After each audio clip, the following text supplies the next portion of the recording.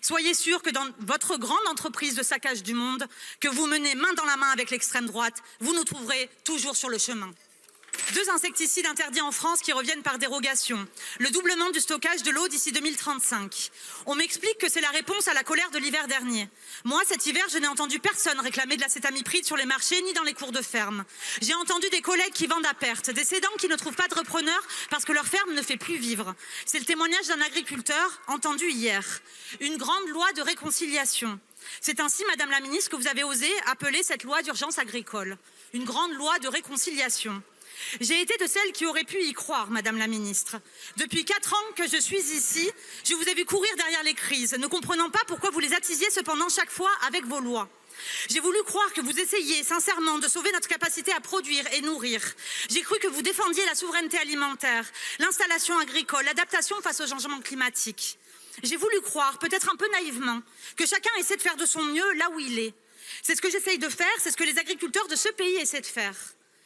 Et pourtant, je vous ai vu vous offusquer de la concurrence déloyale et de ses impacts sur l'élevage français tout en signant à tour de bras des accords de libre-échange. Je vous ai vu pleurer l'effondrement du nombre d'agriculteurs dans nos campagnes, tout en faisant tout pour que la loi du chacun pour soi, de l'accaparement, de l'agrandissement prenne le pas sur celui de la coopération. Je vous ai vu dépasser face à l'hécatombe du nombre d'animaux d'élevage morts durant les canicules. Et je vous ai vu impréparés face à la multiplication des incendies. Merci d'ailleurs aux agriculteurs d'avoir été là, d'être toujours là, malgré vous. Je vous ai vu remettre la faute sur le comportement des consommateurs. Je vous ai entendu dire la priorité que vous mettiez aux revenus agricoles sans jamais poser la moindre régulation des négociations commerciales. Je vous ai vu vous poser en garant de la souveraineté agricole tout en finançant avec notre argent 145 millions pour des engrais azotés russes la semaine passée. 380 000. C'est peu ou prou ce qu'il reste d'agriculteurs après des années de libéralisation à marche forcée, de choc climatique, de pression sur les prix, d'isolement. 4 fois moins qu'il y a 50 ans. Une grande loi de réconciliation. En toute transparence pour nos concitoyens, rappelons ce qu'elle contient. Suppression de la hiérarchie des usages de l'eau, plaçant au même niveau les activités économiques et la protection de la biodiversité contre les recommandations des scientifiques. Doublement des capacités de stockage, quitte à pomper dans les nappes, en supprimant les objectifs de sobriété, contre les recommandations des scientifiques. Non prise en compte des pollutions historiques dans la préservation des captages d'eau potable, contre les recommandations des scientifiques. Facilitation des tirs sur les loups, sans rien sur les mesures de protection, contre les recommandations des scientifiques. Et pour finir, réintroduction des insecticides tueurs d'abeilles, contre les recommandations des scientifiques. 16, c'est le nombre des sociétés savantes qui s'opposent à ce texte de loi.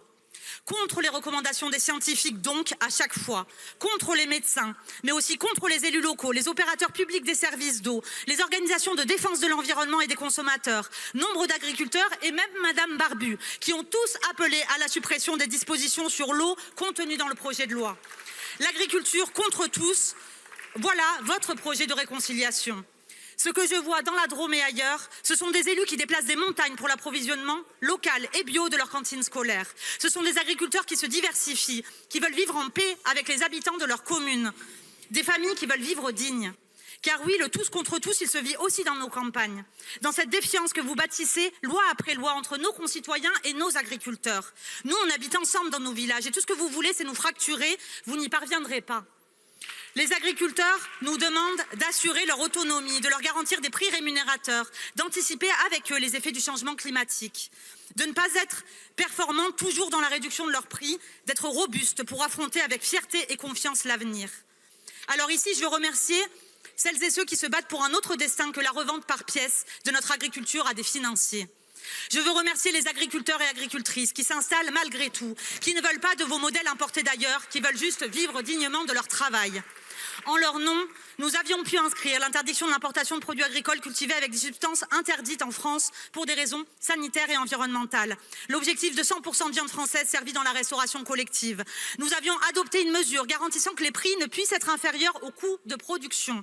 Voilà 3 mesures qui répondaient concrètement aux urgences agricoles. Voilà 3 mesures que vous avez supprimées au Sénat et en CMP. 2 millions.